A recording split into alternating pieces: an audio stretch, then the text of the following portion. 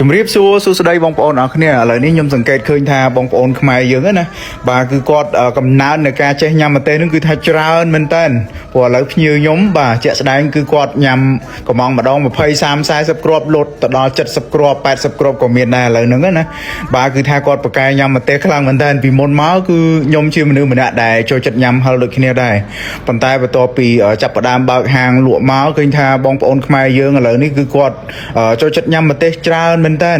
ឡូវនេះម្ទេស 4-5 គីឡូបុកអត់បានមួយថ្ងៃទេបុកលក់បានមួយថ្ងៃទេដោយសារតែបងប្អូនរបស់យើងគាត់ចូលចិត្តញ៉ាំម្ទេសគាត់ចេះញ៉ាំម្ទេសច្រើនមែនតើណាហើយចំពោះថ្ងៃនេះដែរខាងយើងធ្វើជាមនុយបុកមីជាមួយនឹងបកាជាមួយនឹងក្តាមប្រៃជាមួយនឹងប៉ាត់តេសម្រាប់បងប្អូនដែលតែងតែសួររកណាឥឡូវនេះគឺថាមានវិញហើយបាទសម្រាប់មនុយនេះដែលបងប្អូននិយមសួររកច្រើនមែនតើពួកកន្លងមកយើងអត់ទាន់បានធ្វើដោយសារតែយើងធ្វើអត់ទាន់បងប្អូនអរគ្នាអធិស្ឋានអញ្ចឹងទៅមនុយអត់សូវបានចេញថ្មីច្រើនទេដោយសារតែមានកំណើនការគ្រប់គ្រងខ្លាំងមែនតើពីបងប្អូនអរគ្នាហ្នឹងណាអញ្ចឹងទៅជាហេតុធ្វើឲ្យខាងយើងទៅតែបានចេញមនុយបន្ត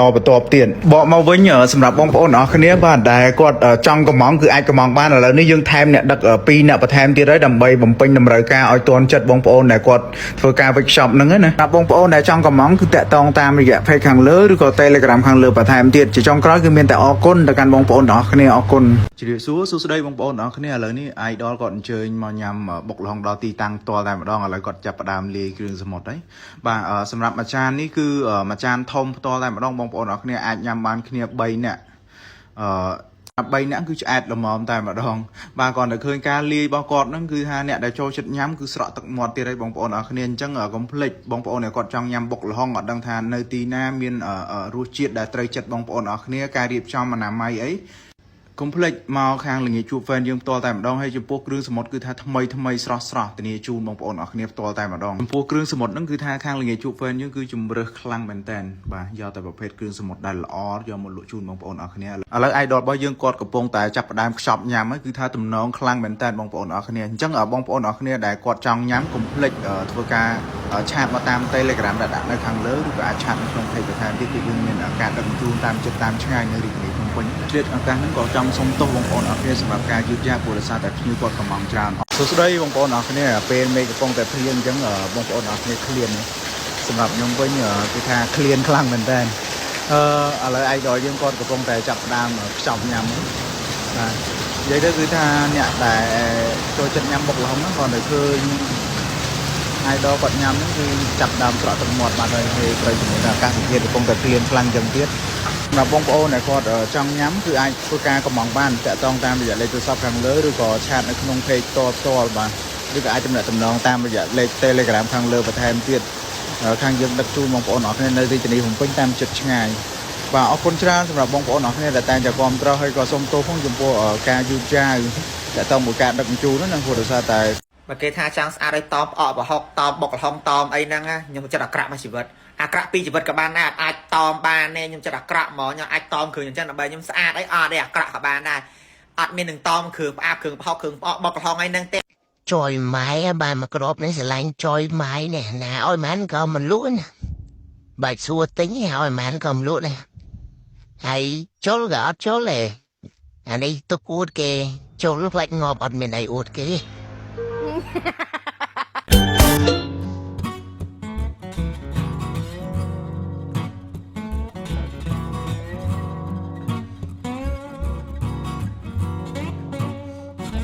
បងប្អូនអរគ្នាបែរជាបានស្គាល់ហើយ idol របស់យើងផ្ទាល់ចលៀបហ្នឹងណាបាទហើយសម្បីតែ idol ផ្ទាល់ក៏គាត់ទទួលស្គាល់ដែរអំពីរសជាតិនៅខាងល្ងាចជួប fan យើងផ្ទាល់អញ្ចឹងសម្រាប់បងប្អូនដែលគាត់បានញ៉ាំណាគឺគាត់ទទួលស្គាល់គ្រប់គ្នាតែម្ដងអំពីរសជាតិហ្នឹងខ្ញុំមិនមែនចេះតែអួតចេះតែនិយាយថារបស់ខ្លួនឯងឆ្ងាញ់មិនមែនចេះតែប្រម៉ូតឲ្យលក់ដាច់គឺអត់ទេអ្វីដែលសំខាន់បងប្អូនអរគ្នាអាចសាកបានមិនថារសជាតិមិនថាគ្រឿងសមុទ្រមិនថាការរៀបចំគឺខាងខ្ញុំបដោត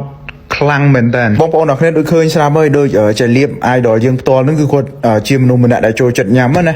មិនសុកគាត់ចូល comment ទេបើសិនជាអត់ឆ្ងាញ់ក៏គាត់អត់ហ៊ាន recommend ទៅកាន់ fan របស់គាត់ដែរអញ្ចឹងកុំឲ្យលឺតែខ្ញុំចេះតែជជែកចេះតែថាបងប្អូនទាំងអស់គ្នាអាចអញ្ជើញមកសាកបានណាហើយបងប្អូនតែងតែសួររកទីតាំងចំពោះទីតាំងគឺនៅជាប់នឹងផ្សារទំនើបជីបម៉ុង Mega Mall 271នឹងផ្ទាល់តែម្ដងក្រោយគឺអរគុណខ្លាំងមែនតើទៅកាន់បងប្អូនទាំងអស់គ្នាដែលជួយ support ក៏ដូចជាជួយគាំទ្រតាំងពីដើមរហូតមកដល់ឥឡូវនេះបាទ បាទអរគុណហើយសម្រាប់បងប្អូនអរគ្នាដែលចង់កំងគឺអាចឆាតទៅ page ល្ងាចជួប fan ផ្ទាល់តែម្ដងអរគុណច្រើនបងប្អូនអរគ្នា ចុយម៉ែបានមកក្របនេះស្រឡាញ់ចុយម៉ែនេះណាឲ្យម៉ែនក៏មិនលក់ណាបាច់សួរទិញឲ្យម៉ែនក៏មិនលក់ដែរហើយចូលក៏អត់ចូលដែរអានេះទុកអួតគេចូលផ្លាច់ងាប់អត់មានអីអួតគេ$10000លក់អត់បងអត់លក់អីស្រឡាញ់ចង់លេទៅលក់មិនប្រាប់តាំងដំបូងថាអត់លក់ទេឲ្យម៉ែនក៏អត់លក់ដែររបស់ដែលខ្ញុំស្រឡាញ់មិននិយាយទិញបានទេហើយឲ្យតម្លៃហ្នឹងនិយាយលេងនិយាយមែនបើនិយាយមែនវេលុយមកផ្ញើទៅឲ្យ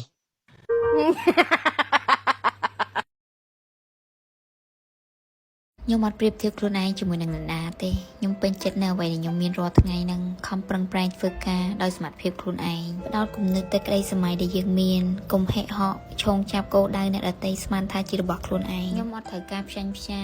អួតប្រជែងឬក៏ចង់ចាញ់ចង់ឈ្នះជាមួយអ្នកណាទេតែខ្ញុំគ្រាន់តែចង់ One Two Call Package Entertain Max เบิ่งละคร3พลัดจุกพรีเมียมวิวพรีเมียมบ่สะดุดดูกีฬาให้ฟินใน Be In Sports เพลิดเพลินไปกับตัวเลือกที่หลากหลายมานำกันตัวบ่กระตุกบ่ขาดสายเพียงใส่ประตูคอกับเบิ่งใดเบิ่งละครซีรีส์กีฬาสนุกง่ายๆเพราะว่าคุ้มที่สุดเลย Entertain Max ไม่อยากให้พลาดกันเลยอย่าพลาดกันเลยมีแต่ความ ជាសួរសួស្ដីបងប្អូនអរគ្នាបានសាកញ៉ាំនៅតាក់ទងមួយបុកល្ហុងខាងល្ងាចជួប fan យើងផ្ទាល់ចំពោះប្រភេទបុកល្ហុងទាំងអស់ហ្នឹងដូចខ្ញុំនិយាយទៀតបាទកន្លែងណាក៏មានលក់ដែរកន្លែងណាដែលបងប្អូនអរគ្នាគិតថាឆ្ងាញ់គឺអាចទិញកន្លែងហ្នឹងបានប៉ុន្តែអ្វីដែលសំខាន់បើសិនជាបងប្អូនអរគ្នាអត់បានសាកបុកល្ហុងនៅខាងល្ងាចជួប fan យើងទេគឺអាចកំងសាកបានខ្ញុំហ៊ានធានាជូនឲ្យតែបងប្អូនអរគ្នាបានញ៉ាំគឺដឹងតែជាប់ចិត្តតែម្ដង អញ្ចឹងសម្រាប់បងប្អូនជាភ្ញៀវប្រចាំនៅខាងងាយជួប fan របស់យើងគឺគាត់បានដឹងហើយអំពីរសជាតិទាំងអស់ហ្នឹងនៅឡើយតែបងប្អូនបាទដែលគាត់អត់ទាន់បានសាកញ៉ាំនៅគាត់នៅតែអត់ដឹងអញ្ជូនគឺមានការយឺតយ៉ាវអញ្ចឹងសូមអធិស្ឋានបងប្អូនអរគ្នាពីចម្ងាយផងដោយសារតែភ្ញៀវគាត់កំងច្រើនហើយអ្នកដឹកយើងមានតែ5 6នាក់ទេអញ្ចឹងតើតើមួយការដឹកវាមានបញ្ហាស្ទះផ្លូវយឺតយ៉ាវអីតិចតួចសូមអធិស្ឋានបងប្អូនពីចម្ងាយផងហើយជាចុងក្រោយមានតែអរគុណទៅកាន់បងប្អូនអរគ្នាចំពោះការគាំទ្រតាំងពីដើមរហូតមកដល់ឥឡូវណាហើយអរគុណខ្លាំងមែនតើសម្រាប់បងប្អូនដែលតែងតែកំងបាទអរគុណ